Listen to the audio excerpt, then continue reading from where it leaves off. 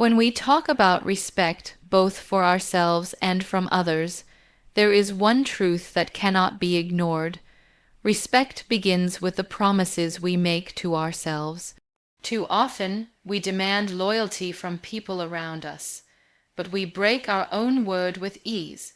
We tell ourselves we'll wake up early, we'll finish that project, we'll eat healthier, we'll finally stop entertaining the toxic people in our lives. But when the moment comes, we excuse ourselves. We say, "It's fine, tomorrow is another day."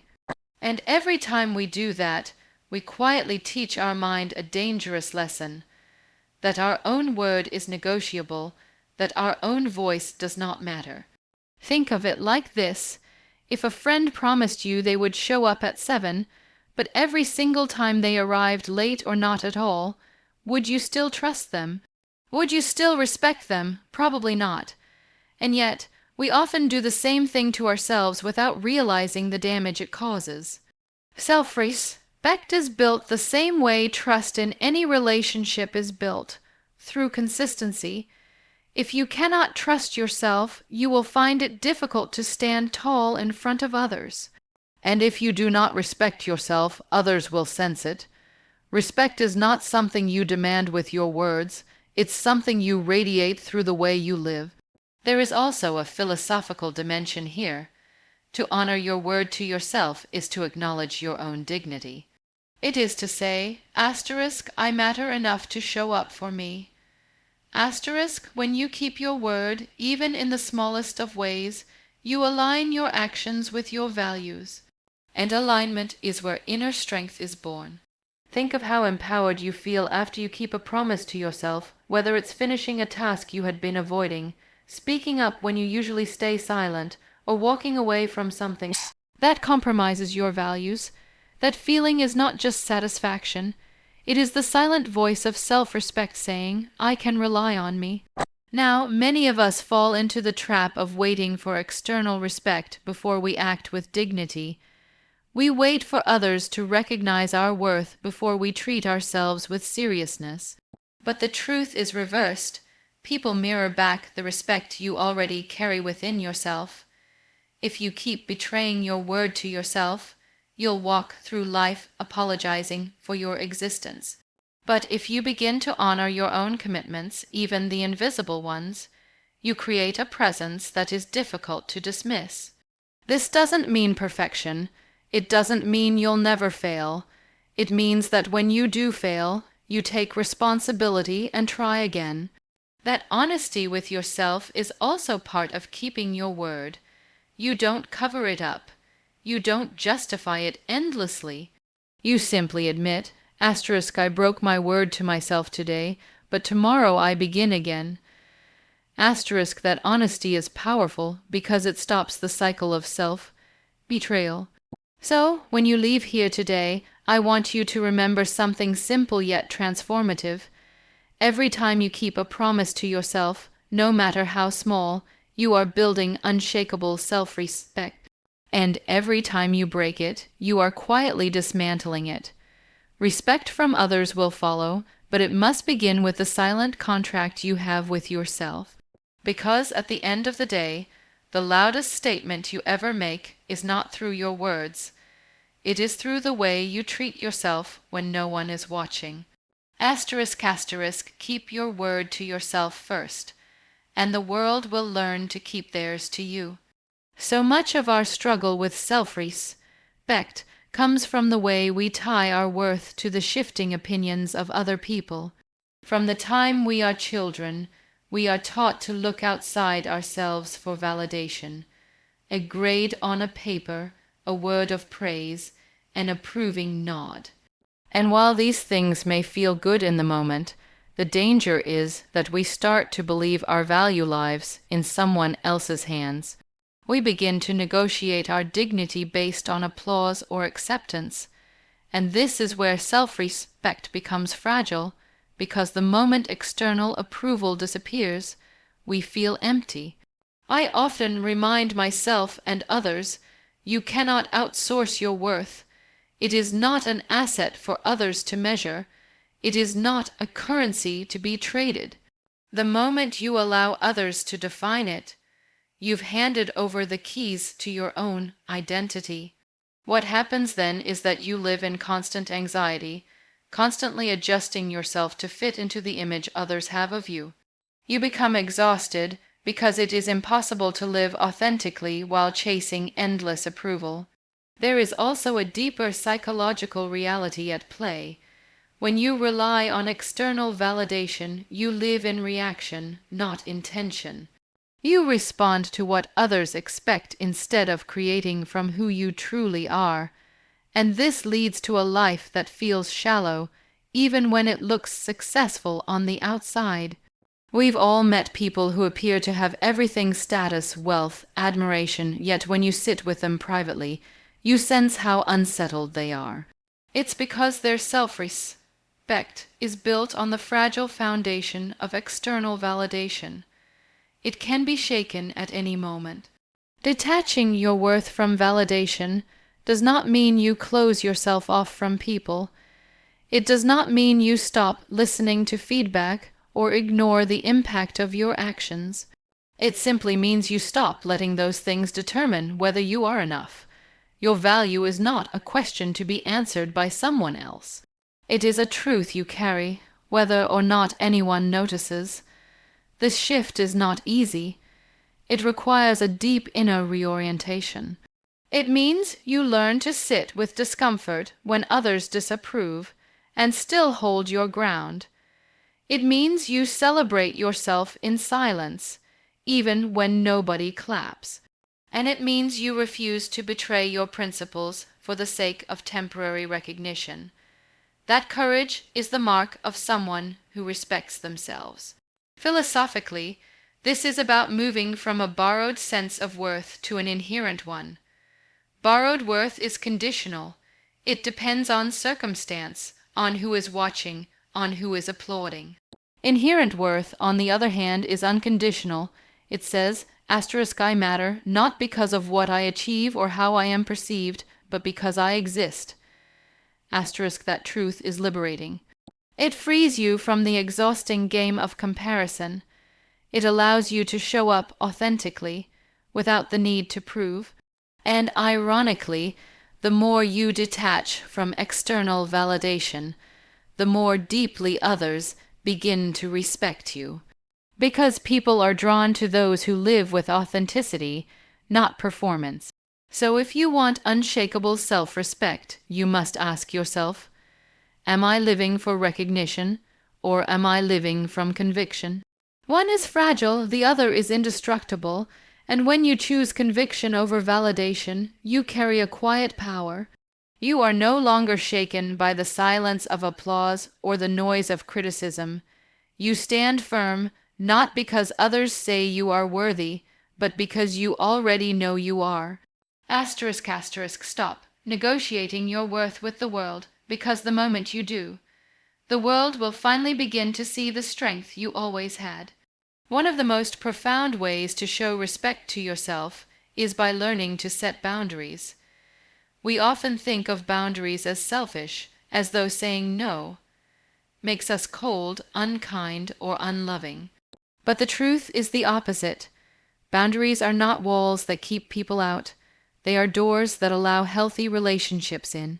They are the lines that say, this is who I am, this is what I value, and this is how I choose to be treated. Without them, you invite chaos into your life. With them, you cultivate clarity, peace, and respect. Many of us struggle with boundaries because we confuse kindness with self-abandonment. We tell ourselves, if I keep giving, if I keep saying yes, people will appreciate me. And perhaps for a moment they do. But over time, you begin to notice something. Your generosity is no longer seen as a gift, it is taken as a given. And instead of appreciation, what you experience is exhaustion. This is not because people are cruel, but because you never taught them where your limits were. And when you don't respect your own limits, others won't either. Setting boundaries is an act of self-respect because it acknowledges your own worth. It says, my time matters, my energy matters, my peace matters. Asterisk, this is not arrogance. This is dignity. Boundaries remind you and others that you are not infinite. You are a human being with needs, with values, with a right to rest, and with a right to choose what aligns with you. When you begin to enforce this, people may resist at first. Some will call you difficult. Some will accuse you of changing. But remember, those who benefit from your lack of boundaries will always resist when you start drawing them. That resistance is not a sign that you are wrong. It is proof that you are finally respecting yourself. On a deeper level, boundaries are not just about saying no to others. They are also about saying yes to yourself. When you draw a line, you create space for what actually nourishes you. When you stop giving your energy away freely, you have more of it to invest in the relationships and goals that truly matter. Boundaries are not a rejection of people, they are an affirmation of priorities. Philosophically, boundaries are tied to the very concept of identity. To be a self means to have definition, to have edges. Just as a painting needs a frame to give it form, a person needs boundaries to give their life shape. Without them, you become blurred, undefined, constantly merging into other people's desires. And while that may feel like love in the beginning, it eventually leads to resentment because you are losing yourself in the process. So let me say this clearly. When you set boundaries, you are not pushing people away. You are inviting them to meet the real you. And the relationships that survive your boundaries are the ones worth keeping. Because they are not built on exploitation or convenience, but on mutual respect. If you are serious about building unshakable self-respect, you must practice the courage of saying no. Not harshly, not with anger, but with calm clarity. Each time you do, you are telling the world, I respect myself too much to betray me. And with time, others will begin to mirror that respect back to you. Remember, boundaries are not about controlling others. They are about honoring yourself. And when you honor yourself, you teach the world exactly how to honor you too. We often mistake respect for something that must be earned through authority, dominance, or by being louder than others in the room. But true respect does not come from overpowering people. It comes from embodying humility while never diminishing your own presence. And this balance, though delicate, is what makes respect both authentic and enduring. Humility is not weakness. It is not shrinking back or pretending you are less than who you are. Rather, humility is the quiet strength of knowing your value without needing to shout it from the rooftop. It is the ability to listen deeply, to learn from others, and to acknowledge that every human being has something to teach you. When you embody humility, people feel safe in your presence because they sense that you do not need to prove yourself at their expense. But here lies the danger. Many people misunderstand humility as self-erasure. They confuse being humble with being invisible. They think that respecting others requires sacrificing their own voice. This is not humility, it is self-neglect. And the truth is, when you diminish yourself in the name of humility, you do not inspire respect, you invite disregard. The kind of humility that commands respect is the one that stands firm in self-worth while still honoring the worth of others. There is a psychological depth here. People are drawn to balance. When they see someone who is confident but not arrogant, approachable but not submissive, strong but not overbearing, they instinctively respect them. Because that balance is rare, it signals maturity, it signals self-awareness, and it signals a strength that does not need to dominate to be recognized. Think of the people you respect most. Chances are they are not the ones who always demanded the spotlight. They are the ones who carried themselves with quiet assurance, who made space for others, but never disappeared in the process. They knew how to speak their truth without silencing yours. That is the art of humility without self-diminishment. Philosophically, this comes down to the recognition of equality. Humility acknowledges that no one is above or below. It sees life not as a hierarchy to climb, but as a circle to belong to.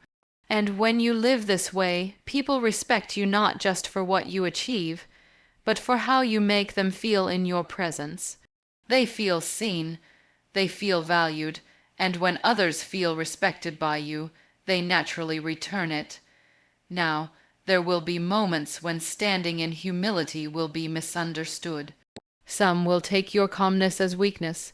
Some will assume that because you do not shout, you cannot be strong. But here is the truth. Those who mistake humility for weakness will eventually reveal themselves, and you will not need to argue with them.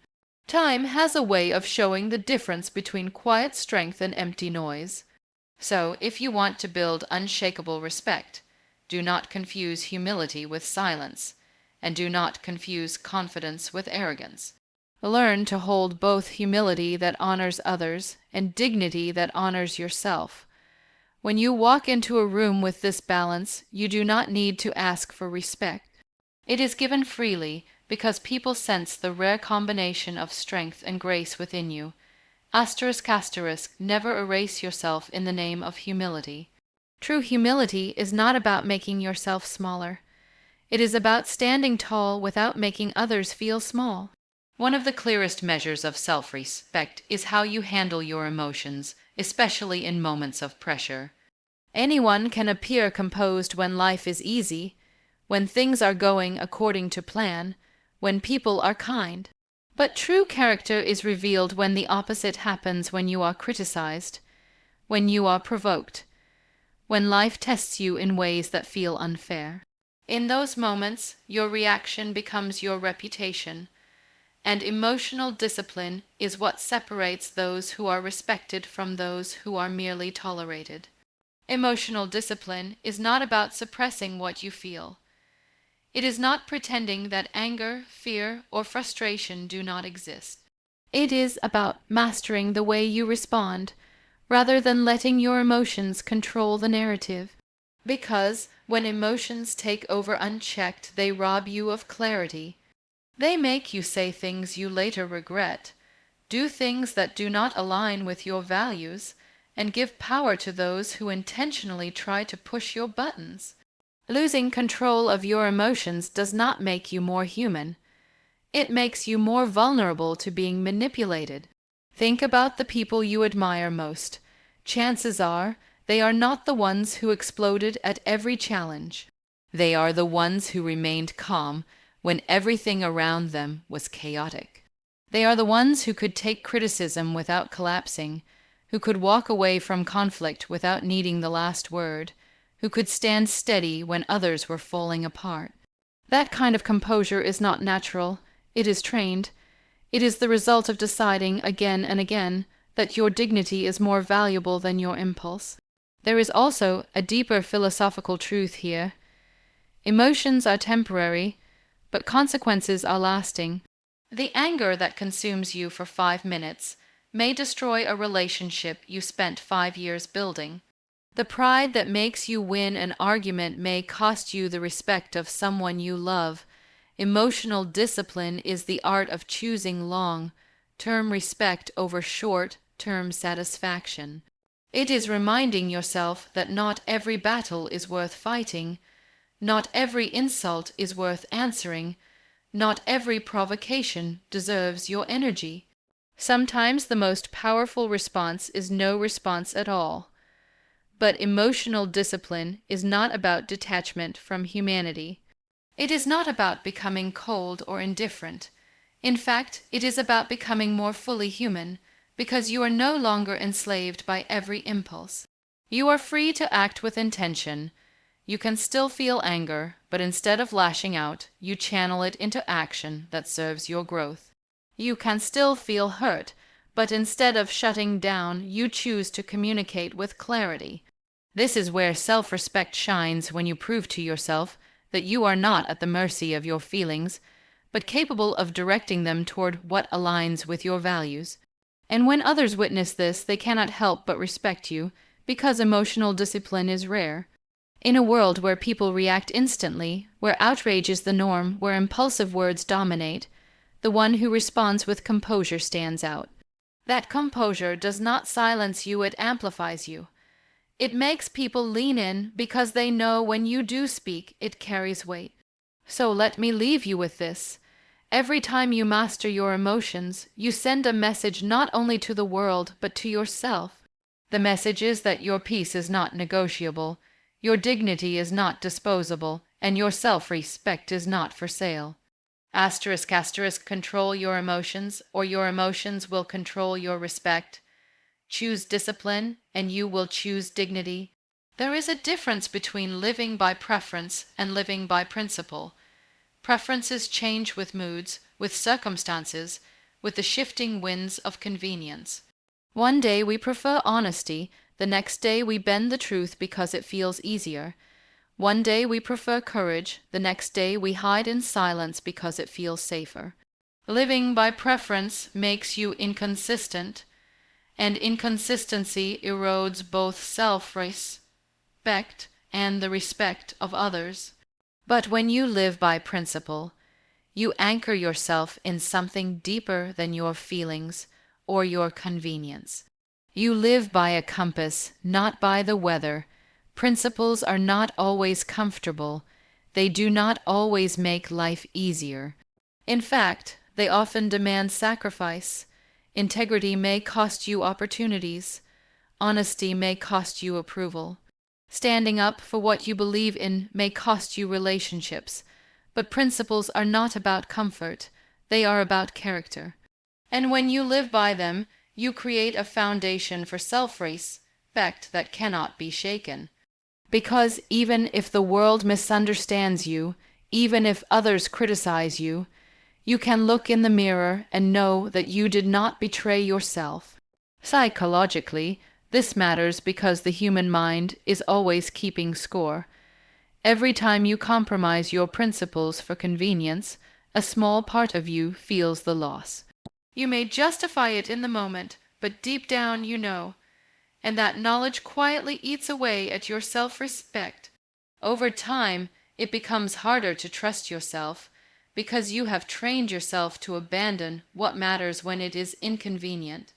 On the other hand, when you hold to your principles, even when it is difficult, you strengthen the bond of trust with yourself. And that bond becomes the bedrock of unshakable confidence. Philosophically, to live by principle is to declare that your life has meaning beyond circumstance. It is to choose values that transcend the immediate moment. It is to live in alignment with something greater than yourself, something that does not change with trends or pressures. And people sense this. They may not always agree with your principles, but they will respect you for having them. Because deep down, we all know that living by conviction requires courage, and courage is universally admired. Look at the figures in history who are most respected, even long after their time. They were not people who followed preference. They were people who stood by principle, sometimes at great personal cost. Their lives remind us that respect is not given to those who always take the easy road. It is given to those who take the right one. This is why, if you want both self-respect and respect from others, you must ask yourself a difficult question: what do I stand for, even when it costs me? If you cannot answer that, your respect will remain fragile, because it will be built on shifting sand. But once you know your principles, once you decide what values will not be compromised, your respect becomes unshakable. And with time, people will not only recognize it, they will trust it. So remember this: preferences are fleeting, but principles are enduring. Preferences serve your comfort, principles serve your character, and in the end, it is character that earns lasting respect. Asterisk, asterisk, live by principle, not by preference. Because when your life is guided by values rather than moods, you become unshakable, and the world cannot help but respect that.